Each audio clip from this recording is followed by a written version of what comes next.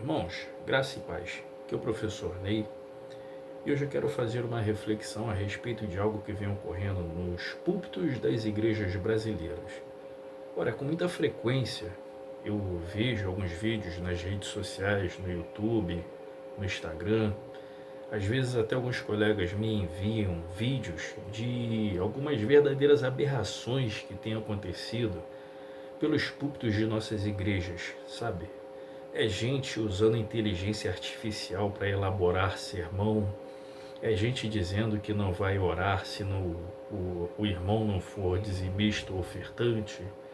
É gente dizendo que se você tem Jesus como seu pastor, você está amarrado, tem que tirar isso da sua cabeça e por aí vai.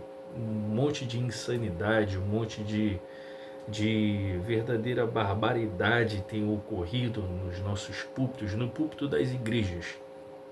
E essa reflexão, ela foi fruto dos meus pensamentos pela madrugada. Eu cheguei até a perder o meu sono pela madrugada pensando essa situação. Com muita frequência eu vejo esses vídeos e eu fiquei analisando, pensando nessas questões. Eu falei, meu Deus, o que está acontecendo com a igreja para tolerar esses pseudos mestres, esses pseudo pregadores, esses falsos profetas, esses falsos líderes? O que está acontecendo com o povo de Deus? O que está acontecendo com a igreja para estar tolerando, estar suportando esse tipo de gente nos púlpitos, falando um monte de asneira e escandalizando o evangelho? E me lembrou, dentre as minhas reflexões, me fez lembrar uma frase que ela é atribuída a Martin Luther King. Não sei ao certo se ele proferiu, mas todas as fontes que eu pesquisei atribuem a ele essa frase que eu vou citar agora. O que me preocupa não é o grito dos maus, mas o silêncio dos bons. E eu já vou chegar no porquê dessa frase. Mas, enfim, enquanto eu pensava nessa questão durante a madrugada, eu cheguei à conclusão de que três são os principais elementos pelos quais esses falsos mestres, esses falsos pregadores, esses falsos líderes, toda essa barbaridade tem ocorrido em nossos púlpitos. E eu vou listar aqui esses três. Eu espero que você preste atenção e, concordando ou não, que você pondere nesse fato. Bem, sempre que algum vídeo desse chega em minhas mãos, quando algum colega, algum amigo me envia, eu costumo dizer o seguinte: só existe palhaço porque existe circo e plateia.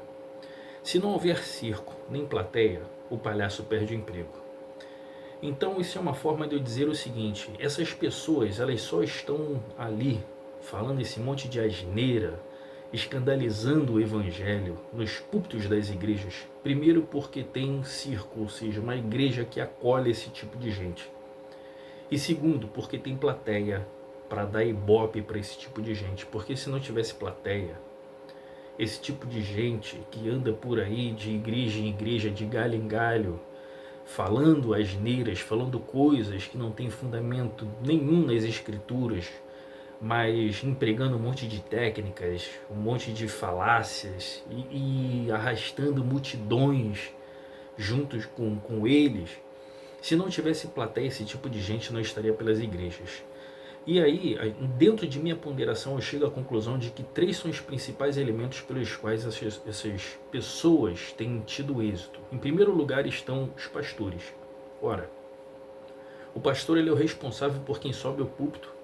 O pastor ele é o responsável por guardar a sã doutrina e transmitir isso para a igreja. Basta você ler a carta de Paulo para Timóteo, como ele fala tanto da importância de guardar, de preservar a sã doutrina e instruir o povo. Timóteo, que é um jovem pastor, e Paulo fala tanto desse tema: guarda, tem cuidado de ti mesmo e da sã doutrina. E Paulo fala tanto para Timóteo para que ele tome cuidado para que a sã doutrina seja fielmente transmitida. Então, em primeiro lugar, se esse tipo de gente tem chegado aos púlpitos da igreja brasileira para falar um monte de asneira, é porque os pastores estão permitindo, os pastores estão colocando eles lá. O motivo pelo qual eles estão fazendo isso, ora, cada um deve ter o seu motivo e cada um vai ter que prestar contas a Deus. Então esse é o primeiro elemento. O segundo elemento responsável por essas pessoas estarem ganhando terreno, estarem fazendo esse estrago que estão fazendo por aí pelos púlpitos das igrejas. O segundo elemento é o próprio povo. Porque quem conhece a Bíblia não engole qualquer coisa. Volto a repetir, quem conhece a Bíblia não engole qualquer coisa. Ora, eu tenho propriedade para falar disso. A maior parte das pessoas que se auto-intitulam cristãs não conhecem a Bíblia e nem querem conhecer. E eu posso afirmar isso com muita propriedade, porque eu trabalhei a maior parte da minha vida com educação cristã. E ainda trabalho. Eu fui seminarista, eu fui professor de escola dominical, eu fui professor de seminário, eu fui vice-diretor de uma faculdade de teologia e, ao mesmo tempo, eu trabalhei também numa loja, uma livraria evangélica que faz parte da maior rede de livrarias evangélicas da América Latina. Então eu posso falar com muita propriedade, baseado nesses anos de experiência, que a maior parte do povo cristão não conhece a Bíblia e não quer conhecer. Porque se conhecesse, fechariam os seus ouvidos para essas bobeiras, para essas asneiras que andam pregando por aí. Gente dizendo que só vai orar para quem é dizimista ou ofertante. Gente usando inteligência artificial para pregar. Gente ostentando, profeta andando de Ferrari, com roupinha colada no corpo, com calça, com camiseta coladinha, com topetezinho, andando de Ferrari, ostentando. Que isso? Será que esse pessoal não conhece a Bíblia, a igreja, ao longo de suas eras, ao longo de suas épocas? Será que esse pessoal não consegue enxergar ao seu redor tanta gente necessitada? Então eu afirmo que, em primeiro lugar, a culpa dessas pessoas estarem ocupando os púlpitos vem dos pastores. Em segundo lugar, é da própria povo, a própria membresia da igreja, o próprio povo que anda tolerando esse tipo de coisa em seu meio. E em terceiro lugar, é onde eu quero direcionar essa mensagem e que tem a ver com a frase que eu li no começo. Em terceiro lugar, o responsável por essas pessoas estarem ocupando o púlpito das igrejas é justamente o silêncio dos bons. Como assim? A frase que eu li diz: o que me preocupa não é o grito dos maus, mas o silêncio dos bons, atribuída a Martin Luther King. O silêncio dos bons, eu quero dizer o seguinte: não adianta a gente ficar compartilhando esses vídeos, às vezes rindo, debochando, ou às vezes indignado. Não adianta a gente ver tudo isso e não fazer nada. O que há é que muitas pessoas que são bons, que podem fazer algo para reverter isso, hoje encontram-se como? Com seus braços cruzados, inerte, parado. E enquanto esse pessoal que é bom, que tem conhecimento das escrituras, que tem a capacidade de fazer bem feito, com temor, com reverência, enquanto essas pessoas se calam, enquanto essas pessoas se omitem, os maus estão cada vez mais ousados, estão cada vez mais abusados, estão cada vez mais heréticos em seu conteúdo e cada vez mais propagando a sua doutrina falsa pelas igrejas. Eu conheci e conheço muita gente que é bom como pregador.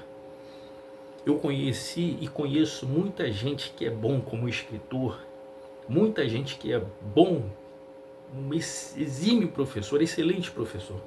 Mas essas pessoas estão paradas. Em algum momento, por alguma causa, por algum motivo, elas decidiram parar e abandonaram o barco.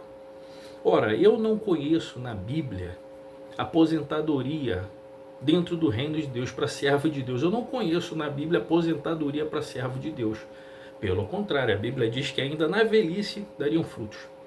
E tem muita gente aí que hoje está aposentada, que um dia foi um pastor e um excelente pastor, que um dia foi um pregador e um pregador de mão cheia, daquele que comovia, daquele que pregava a doutrina com zelo, com intensidade, com temor, com unção, e hoje está parado. Eu conheço muito professor que, nossa, dava prazer assistir a aula, era um encanto, era uma aula repleta de conhecimento, de unção, e hoje está fora do ambiente de ensino. E enquanto esses bons se silenciam, os maus estão proliferando e tomando conta do púlpito das igrejas.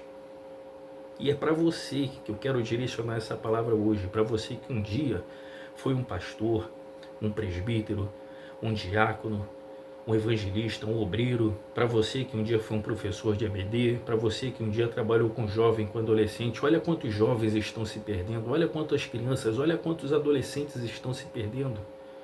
Para você que um dia foi líder de um grupo de louvor, de mocidade, para você que um dia foi um pregador, para você que foi um seminarista, para você que foi um professor de escola dominical, essa palavra é para você. Você é necessário. Você é necessário. Eu não sei o que aconteceu para que você de repente parasse com o exercício do seu ministério, mas deixa eu te dizer que no reino de Deus não existe aposentadoria. Não existe aposentadoria. Pelo contrário, o que existe é um exercício constante do seu talento, do seu dom. Eu não vou nem entrar aqui no quesito, na questão das passagens que falam que um dia nós teremos que dar conta a Deus daquilo que Deus depositou em nossas mãos. Eu não vou nem entrar nesse quesito, porque eu entendo que hoje essa mensagem é direcionada a pessoas que conhecem a Bíblia. Então você conhece, você sabe do que eu falo. Mas você que um dia serviu na igreja de Deus, você que um dia serviu no reino de Deus e por algum motivo você esfriou, você se afastou, você de repente se entristeceu, eu quero te dizer hoje, você é necessário, a igreja brasileira precisa de você, pois você, dentro da sua capacidade, é capaz de frear esses falsos líderes, esses falsos profetas, esses falsos pregadores que estão permeando a igreja, os púlpitos das igrejas brasileiras. Pense nos novos convertidos. Eu quero que você pense nos novos convertidos. Hoje, eu estou gravando esse vídeo, hoje é 24 de abril de 2025, exatamente hoje faz 23 anos que eu aceitei o Evangelho. 23 anos. E diferente da maioria das pessoas que elas vão para a igreja para depois ter um contato com a Bíblia, o meu caso foi diferente. Primeiro eu comecei a ter um contato com a Bíblia dentro de minha casa e depois eu procurei uma igreja a fim de conhecer melhor o Evangelho e fazer parte do povo de Deus. Então o meu trajeto foi diferente, mas mesmo quando eu era um novo convertido que lia e estudava muito, eu precisava de referências, eu buscava referências. Porque eu estava conhecendo a Bíblia, eu estava conhecendo a letra, mas eu queria conhecer a vivência, o conteúdo, a prática cristã, a vida cristã em sua prática. E eu procurava referências, eu procurava pessoas que me servissem de referências. E muitas pessoas que eu tive como referência hoje nem estão mais entre nós, porque eram pessoas que já estavam com uma idade. Outros esfriaram, outros já partiram e estão com o Senhor, mas eu encontrei boas pessoas que me serviram de referência. Então eu quero que você pense nos novos convertidos que estão chegando agora, naquelas pessoas que estão se decidindo pelo Evangelho e que estão procurando referências e não encontram, sabe por quê? Porque quando elas olham para um lado, elas vê um louco com um microfone na mão falando um monte de besteira, e quando olha para o outro, vê um outro lunático falando um monte de asneira, ensinando um monte de heresias. E essas pessoas talvez estejam procurando alguém sério, alguém comprometido com o Evangelho para poder servir de referência, e é você que vai ser referência para essas pessoas. Então eu quero que você, que um dia serviu no reino, mas hoje por algum motivo está encostado, eu quero que você pense nessas pessoas que um dia Deus há de pedir contas a cada um de nós por aquilo que Ele deu em nossas mãos. E essas pessoas precisam de você, do seu testemunho, da sua vida, do seu exemplo, para que elas também possam desenvolver e alcançar a maturidade. Então, essa palavra hoje é para você, meu irmão, minha irmã, que um dia serviu ao Senhor e que hoje está encostado. Não importa o motivo, não importa o que houve. Lembre-se, você é necessário. A igreja brasileira precisa de você.